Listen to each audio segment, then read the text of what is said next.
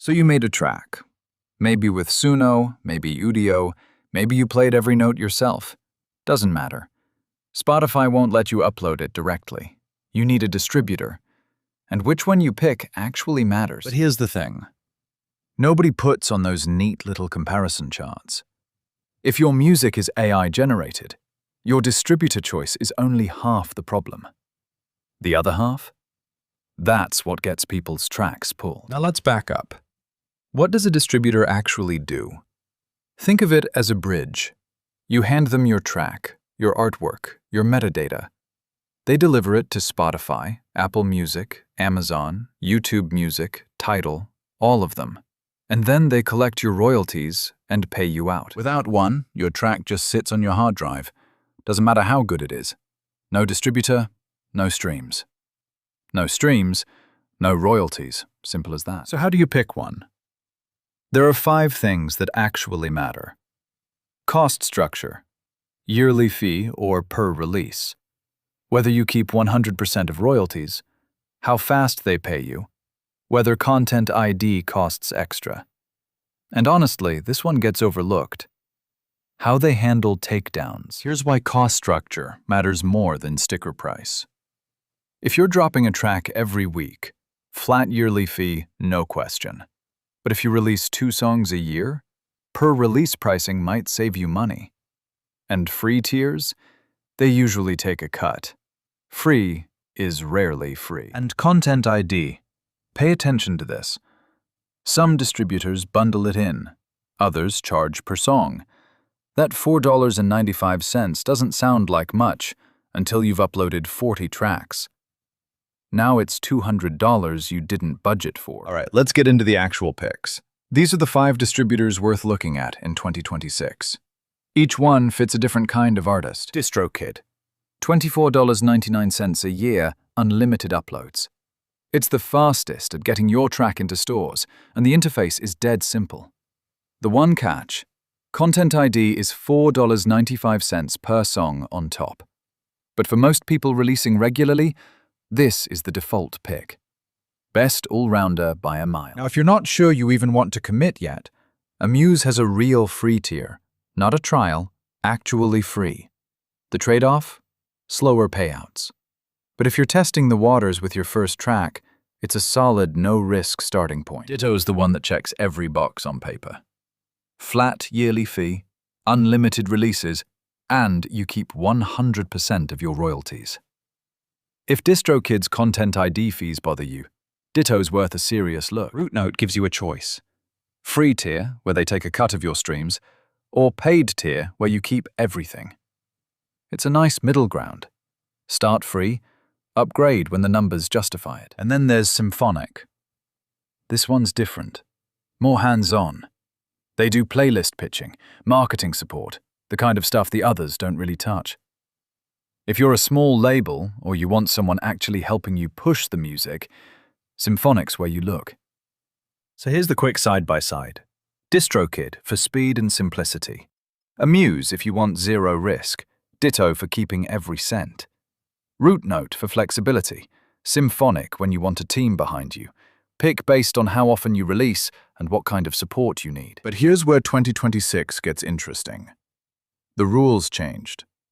And if you're using AI to make music, you need to know exactly what's different now. Spotify now enforces an AI disclosure policy.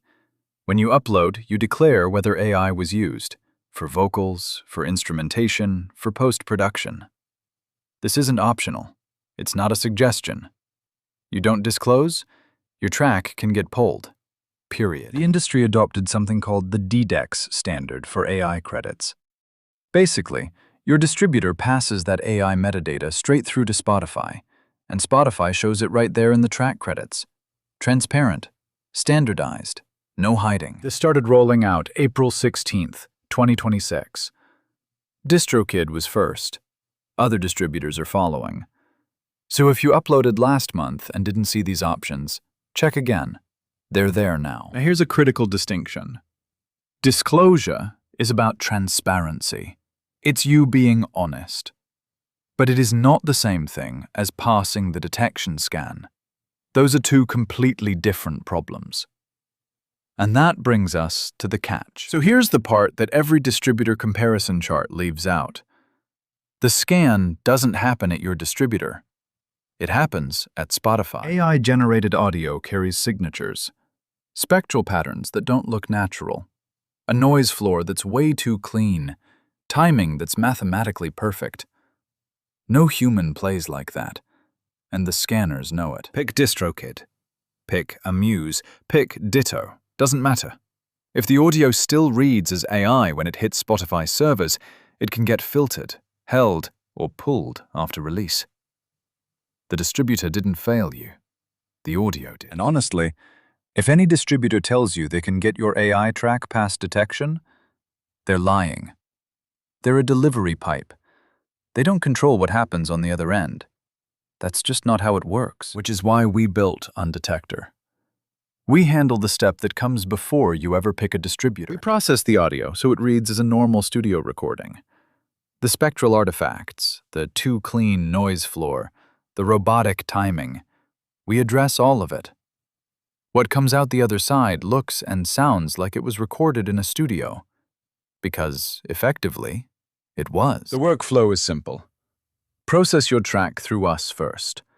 Then disclose honestly, yes, AI was used. Then upload through whatever distributor you want.